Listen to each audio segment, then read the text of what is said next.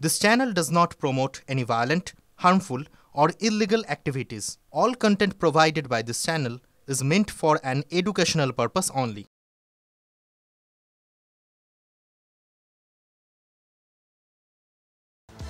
এবার প্রকাশ্যে সোনারপুর কলেজে দাদার কুকীর্তি। ক্যাম্পাসে শাসক দলের ৪৪ বছরের ছাত্রনেতার দাপাদাপি। ঠিকই শুনছেন, ৪৪ বছরের ছাত্রনেতা ক্যাম্পাসে প্রথম বর্ষের ছাত্রীকে দিয়ে মাথা টেপাচ্ছেন তৃণমূলের ছাত্রনেতা প্রতীক কুমার দে। ছবিটা আগে আপনাদেরকে দেখাবো। ছাত্রনেতার কীর্তিটা ভালো করে আগে দেখুন। প্রকাশ্যে এসেছে সোনারপুর কলেজে দাদার কুকীর্তির ছবি। সত্যজিতের সঙ্গে কথা বলবো। সত্যজিৎ, এক এক করে কত মনোজিতের খোঁজ আসবে? মনোজিতের খবরে সারা কলেজ জুড়েই একটা তোলপাড় শুরু হয়েছে এবং সেই তালিকাতে কিন্তু সংযোজন। সত্যজিৎ, যদি একটু জোরে কথা বলা যায়। একেবারে সোনারপুর মহাবিদ্যালয়ের যে ঘটনা, সেখানে আমরা দেখছি যে বেশ কিছুদিন আগে এলাকার বিধায়িকা লাভলি মৈত্র এই কলেজের কোঅর্ডিনেটর হিসাবে এই প্রতীক কুমার দেকে দায়িত্ব দিয়েছিল সাংগঠনিকভাবে বিষয়টি দেখার জন্য। তারপরেই প্রতীক কুমার দে কলেজে তার যাতায়াত এবং সেখানে একটি ভিডিও ভাইরাল হয়েছে।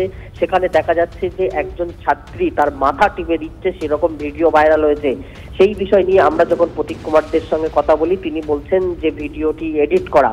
কিন্তু যে বিষয়টি খুবই গুরুত্বপূর্ণ, এই প্রতীক কুমার দের বিরুদ্ধেই বেশ কিছুদিন আগে প্রতীক কুমার দের সেখানকার নেতার যে ওয়ার্ডের বাসিন্দা, সেই 15 নম্বর ওয়ার্ডের কাউন্সিলর পাপিয়া হালদার, তিনি গুরুতরভাবে অভিযোগ করেছিলেন যে তার উপরে মানসিক এবং শারীরিকভাবে বিভিন্ন রকম ভাবে নির্যাতন করতেন এই প্রতীক কুমার দে। ফলে বলা যেতে পারে 44 বছরের একজন ছাত্র নেতা তার দাপাদাপি এই সোনারপুর কলেজের ছবি প্রকাশ্যে আসাতে ছাত্র ইউনিয়নের ভূমিকা নিয়ে কিন্তু বিরাট প্রশ্ন উঠছে। লিমা, একেবারেই ইতিমধ্যেই মুখ খুলেছেন তৃণমূলের কাউন্সিলর পাপিয়া হালদার, কিন্তু এই বিষয়ে অবশ্যই তার বক্তব্যের দিকে নজর থাকবে। তার আগে আমরা বরং ছবিটা আরও একবার আমাদের দর্শকদেরকে দেখাই এবং এই দাদার কুকীর্তি, মানে একের পর এক দাদার কীর্তি তো সামনে আসছে। এবার নতুন করে এক দাদা আমরা শুনবো কি বলেছেন। কাউন্সিলর পাপিয়া হালদারের বক্তব্য শোনাবো আপনাদের। যদি এআই ভিডিও বলে থাকে তাহলে বলবো যে দেখুন, ওটা যে আমি তো দেখেছি, একবার না অনেকবারই দেখেছি ভিডিওটা। আজকের দিনে দাঁড়িয়ে ওটা যে এআই ভিডিও নয়, এটা মানে বুঝতে গেলে কাউকে এডিটার হওয়া লাগে না বা স্পেশাল কিছু নলেজ হওয়া লাগে না। এটা যে কোনো মানুষ দেখলে আজকের দিনে দাঁড়িয়ে বলতেই পারবে, বুঝতেই পারবে যে এআই ভিডিওটা ঠিক কেমন হয়। দক্ষিণ বিধানসভার একটা ছাত্র দায়িত্ব দেওয়া হয়েছে, কলেজেরও দায়িত্ব দেওয়া হয়েছে পর্যবেক্ষক। আমি জানি না এই বিষয়গুলো সম্বন্ধে, আমি কখন দেওয়া হয়েছে, কেন দেওয়া হয়েছে, কে দিয়েছে, বিষয়গুলো সম্বন্ধে আমি একদমই জ্ঞাত নেই। কিন্তু যদি দায়িত্ব দেওয়া হয় তো সে তো এই কাজগুলো করবি। দল জানতে পেরেছে, দলকে জানানো হয়েছে। আমি আশাবাদী যে খুব তাড়াতাড়ি দল এই সিদ্ধান্ত নেবে। কিন্তু যার দিকে এই অভিযোগ, সেই প্রতীক দে কি বলছে, কথা বলেছিলেন আমাদের রিপোর্টার সত্যজিৎ। শুনবো। সোনারপুর মহাবিদ্যালয়ের কলেজ রুমে বসিয়ে মাথা টেপাচ্ছেন, একটা ভিডিও ভাইরাল হয়েছে।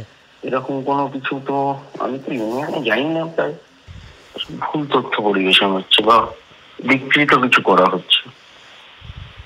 আমি তো ইউনিয়নে যাই না, মাথা টেপানোর তো কোনো গল্পই নেই। ভিডিওটা তো পুরো এডিট করা, দেখেই তো বুঝতে পারছো। মানে এরকম কোনো ঘটনা ঘটেনি বলছেন? না না, অসম্ভব ব্যাপার।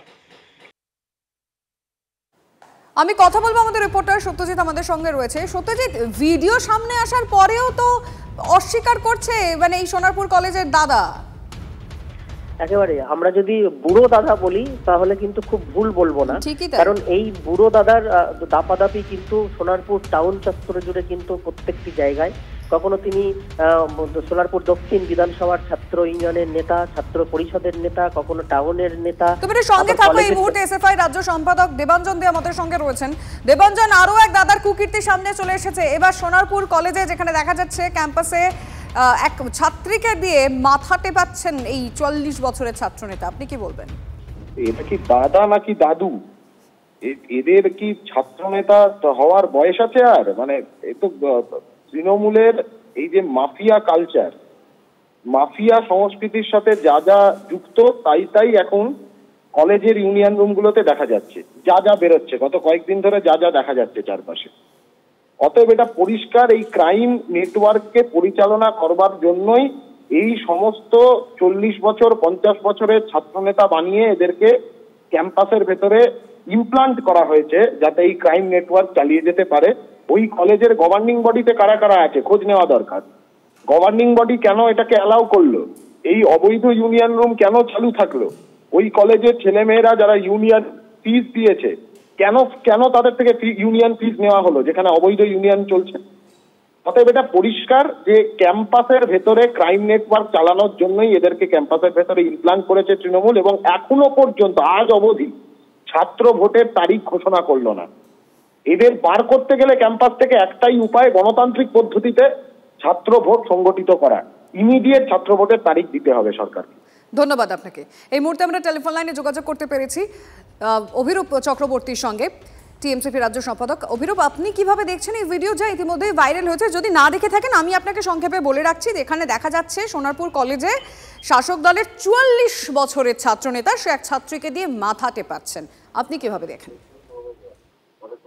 দেখুন, এই ঘটনা আমাদের কাছে এখনো অব্দি অভিযোগ হিসেবে এসে পৌঁছায়নি, কিন্তু যদি এরকম ঘটনা ঘটে থাকে দল থেকে আমরা নিশ্চয়ই ব্যবস্থা নেবো। এটা 44 বছরের শাসক নেতা মানে ছাত্র নেতা কি এরকম আছে শাসক দলে আরো এরকম?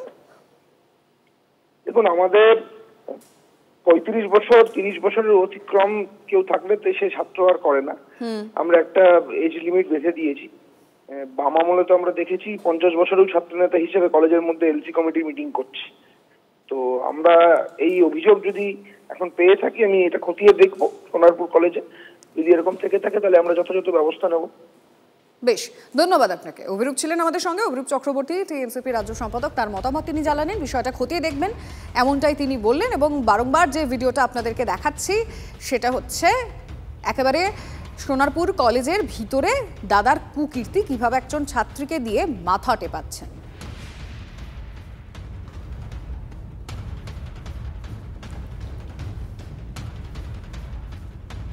আমরা লাভলি মৈত্রর সঙ্গে যোগাযোগ করার অনেকবার চেষ্টা করেছিলাম, আমাদের পিসিআর এর আমাদের সহকর্মীরা অনেকবার চেষ্টা করেছেন লাভলি মৈত্রর সঙ্গে যোগাযোগ করার। তার কারণ এই যে যার দাদাগিরি আমরা এই মুহূর্তে দেখতে পাচ্ছি, টিএমসিপির কোঅর্ডিনেটর হিসেবে নিয়োগ করেছেন কিন্তু লাভলি মৈত্রই, কিন্তু তিনি আমাদের টেলিফোনের কোনো রকম কোনো উত্তর দেননি।